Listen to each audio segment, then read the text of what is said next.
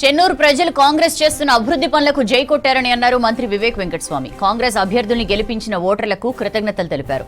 కేతన్పల్లి మున్సిపాలిటీలో సిపిఐ పొత్తు ఉండటం వల్ల బీఆర్ఎస్ కు లాభం జరిగిందన్నారు. గెలుస్తుందని మొదటి నుంచి చెప్తున్నట్లు 70% పైగా మున్సిపాలిటీల్లో కాంగ్రెస్ గెలుస్తోందన్నారు మంత్రి వివేక్.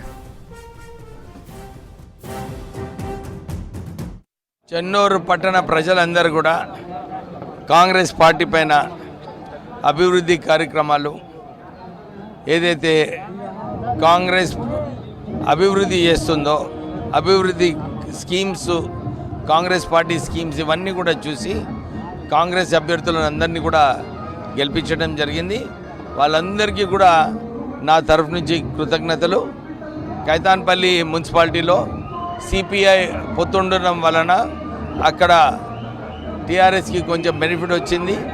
కానీ కైతాన్పల్లిలో కూడా ఏదైతే కాంగ్రెస్ పార్టీ తరఫు నుంచి మేము అభివృద్ధి కార్యక్రమాలు చేసినామో, మంచి పనులు కైతాన్పల్లిలో చేసినామో, ప్రజలు దాని గురించి మా అభ్యర్థులను కూడా గెలిపించడం జరిగింది.